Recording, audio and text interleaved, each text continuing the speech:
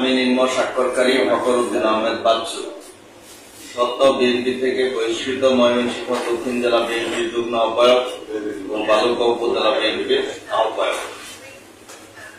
1984 সন থেকে ছাত্র দলের রাজনীতির মাধ্যমে রাজনীতিতে যুক্ত হয়ে থানা ছাত্র দলের যুগ্ম আহ্বায়ক, জেলা ছাত্র দলের সাংগঠনিক সম্পাদক, বালুকা উপজেলা বিএনপির আহ্বায়ক, বালুকা উপজেলা বিএনপি নির্বাচিত সভাপতি, জেলা বিএনপির সহসভাপতি, বিএনপি জাতীয় নির্বাহী কমিটির সদস্য হিসাবে দায়িত্ব পালন করেছে।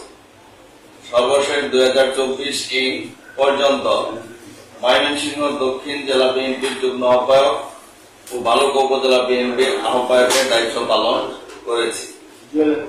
গণতন্ত্রের মাতা বিএনপির শ্রদ্ধেয় চেয়ারপারসন দেশনেত্রী বেগম খালেদা জিয়া ও বিএনপির ভারপ্রাপ্ত চেয়ারম্যান আমাদের প্রিয় নেতা ভবিষ্যৎ রাষ্ট্রনায়ক দেশনায়ক তারেক রহমানের আস্থা বিশ্বাস অর্জন করে বিগত 2006, 2008 এবং 2018 সনে ময়মনসিংহ 11 ভালুকা নির্বাচনী এলাকা থেকে বিএনপির মনোনীত প্রার্থী হিসাবে নির্বাচনে অংশগ্রহণ করেছি।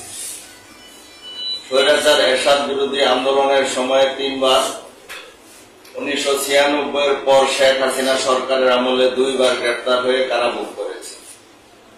বিগত 17 বছর স্বৈরাচার সরকারের সময় মোট 44টি মামলা প্রধান আসামি হয়েছে এবং 5 বার অন্যায়ভাবে আমাকে জেলে আটক রাখা হয়েছে।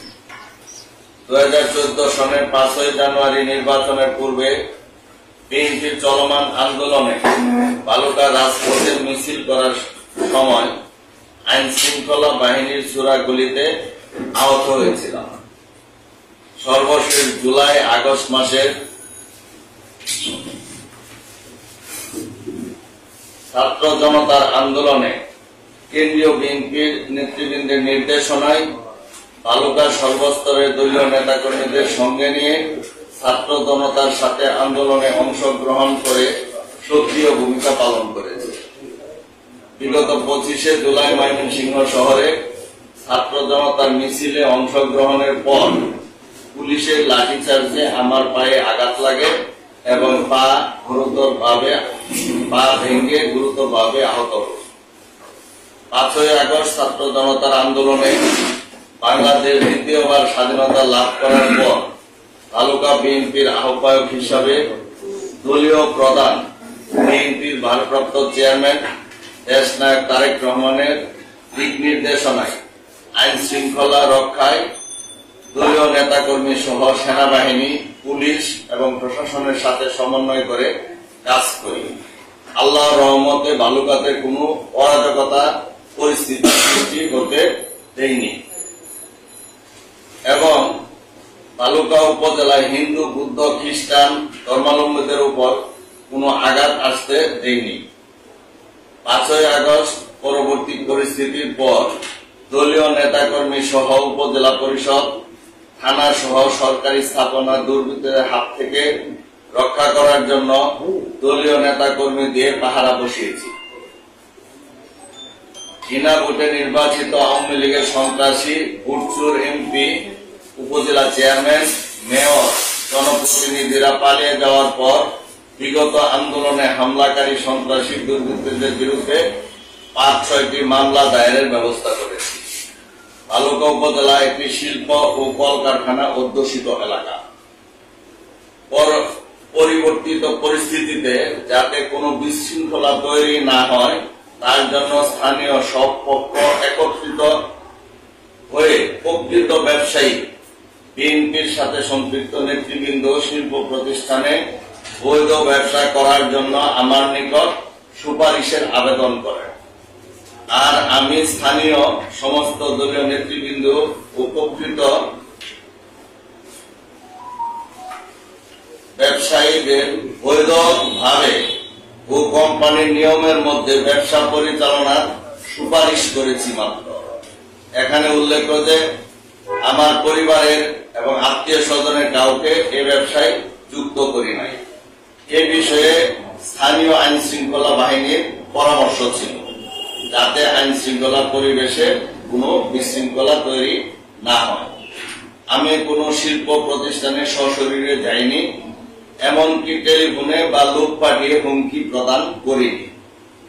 এখানে আরো উল্লেখ্য যে আমার বিরুদ্ধে বাটারফ্লাই কার্যালয়ে হামলার যে ভিডিও উত্থাপন করা হয়েছে তা মূলত 6ই আগস্টের ঘটনা।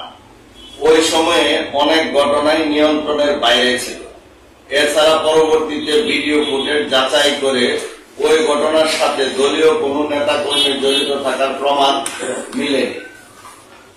ভালুকাবাসী, ময়মনসিংহ জেলা ও কেন্দ্রীয় নেতৃবৃন্দের অনেকেই অবগত আছেন যে কতিপয় বিএনপি নেতৃবৃন্দ দীর্ঘদিন যাবৎ বিগত স্বৈরাচার হাসিনা সরকার, স্থানীয় আওয়ামী লীগ নেতাদের সাথে লিয়াজু করে আমার বিরুদ্ধে সবসময় মিথ্যা ও বানোয়াট কাহিনী বানিয়ে বিরুদ্ধচারণ করে আসছে।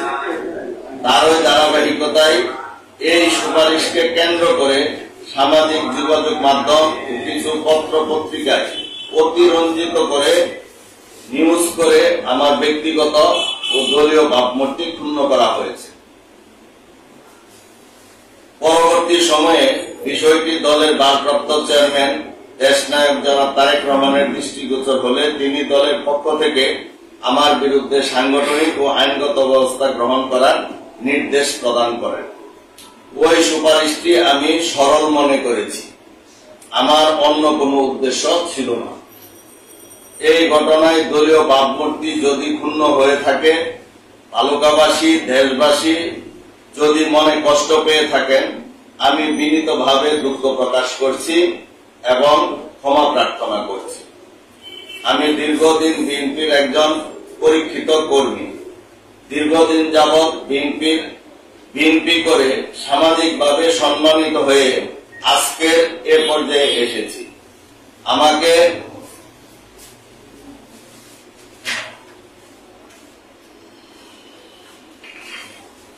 সম্মানিত করায় এবং বিভিন্ন সময়ে দলের গুরুত্বপূর্ণ দায়িত্ব প্রদান করায় এবং তিনবার বিএনপির দলীয় মনোনীত প্রার্থী করায় বিএনপির শ্রদ্ধেয় চেয়ারপারসন দেশনেত্রী বেগম খালেদা জিয়া ও বিএনপির সম্মানিত ভারপ্রাপ্ত চেয়ারম্যান প্রিয় নেতা দেশনায়ক জনাব তারেক রহমানের প্রতি চিরকৃতজ্ঞতা প্রকাশ করছি।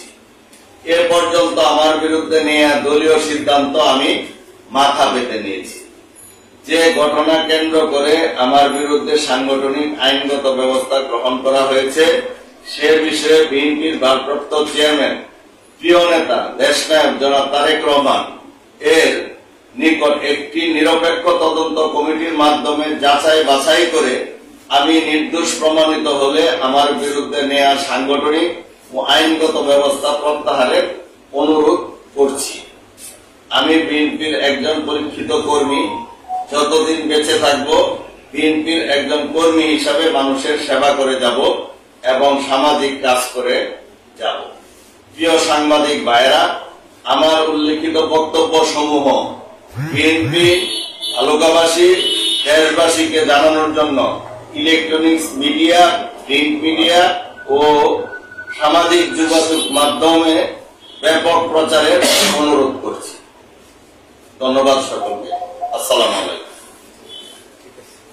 আপনি বালুকা উপজেলার বিএনপির পক্ষে ফখরুদ্দিন আহমেদ বাচ্চু, আপনি কি কোন সাংগঠনিক পদে ছিলেন না শুধু কর্মী ছিলেন?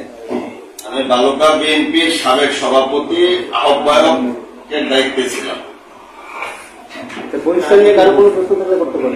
আচ্ছা, স্পেসিফিক আপনার দলের কোন নেতা কর্মীর বিরুদ্ধে আপনার কোন অভিযোগ আছে কিনা যাদের ইন্ধনে আপনি মনে করেন যে আপনার এই বহিষ্কার হওয়া বা মামলা হওয়া? আমি সরাসরি দলের কোন নেতা কর্মীর বিরুদ্ধে অভিযোগ করতে চাই না।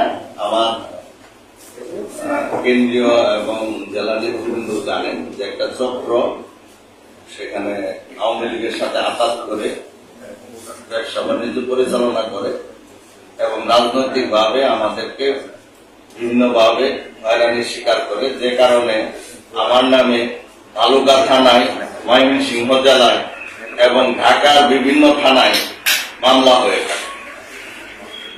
যারা এই কাজগুলি করে তারা বিএনপির পরিচয় বহন করে, কিন্তু বাংলাদেশের কোন থানায় বিগত 17 বছরে তাদের নামে একটি মামলা কেন একটি ভিডিও পায়। সেই ঘটনা আপনি দপ্তরকে জানাইছেন কিনা? বিএনপির যেমন আমাদের নেতৃবৃন্দ সেগুলি অবশ্যই জানেন, উনি ওনারা পর্যবেক্ষণ করছেন। আমি লিখিতভাবে আপনাদেরকে সমস্ত বক্তব্যটা উপস্থাপন করছি।